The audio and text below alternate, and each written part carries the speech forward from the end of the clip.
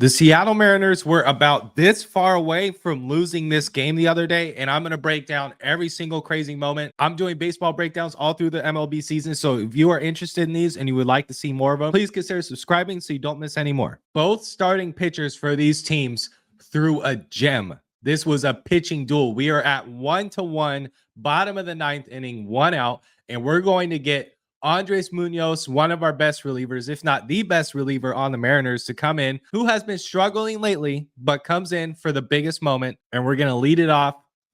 Justin Turner with a base hit left field. That was a 2-0 count. Very hittable pitch, takes advantage. Now we're going to get next batter. Runner on first, 1 out, 1-1 count.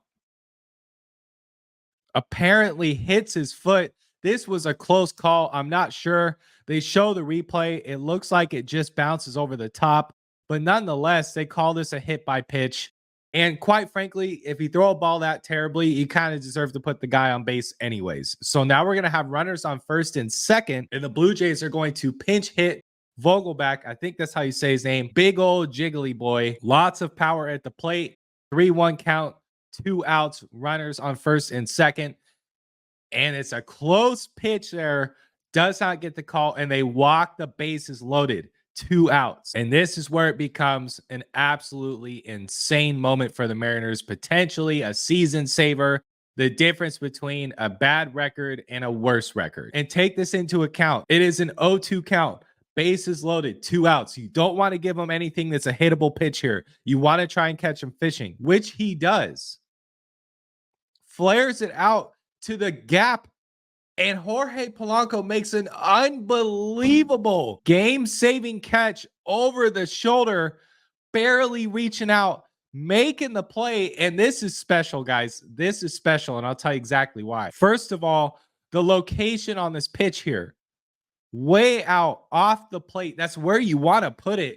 And he just reaches and golfs it out. If he hits this and it lands anywhere on the field without being caught, the game is over. We lose. We are a 4-9 record. We go back to our homestand looking like one of the worst teams in baseball.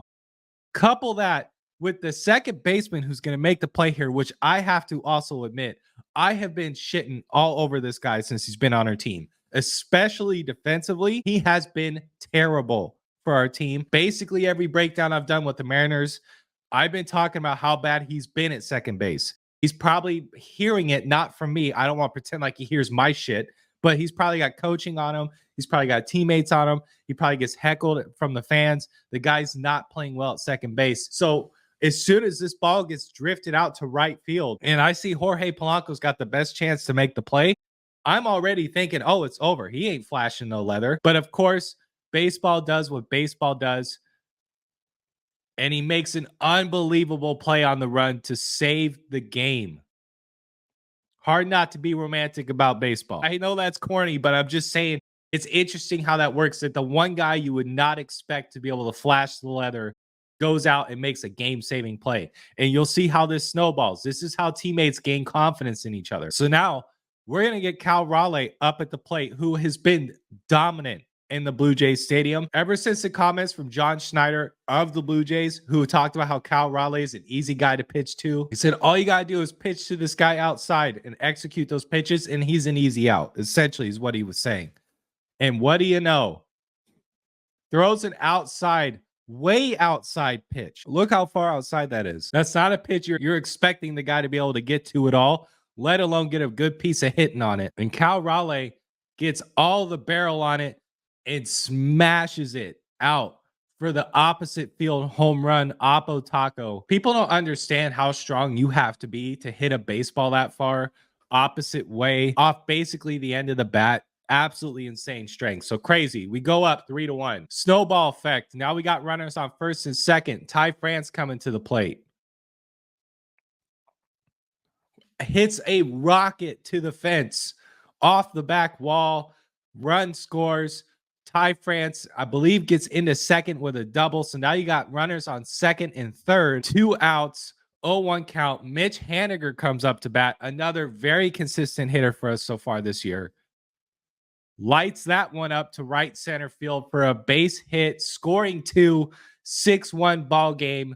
We win. And ladies and gentlemen, that is the difference. And that is how this much distance can lead to a win in a game. If he doesn't make that catch, we go home in a shitstorm of trouble. And it just goes to show how there's a snowball effect in baseball and how baseball is a game of energy and momentum. You see a guy make a great play on your team, you get the confidence back. The dugout's feeling the energy, and you go up to bat. The bats are getting hot. Now you're unstoppable.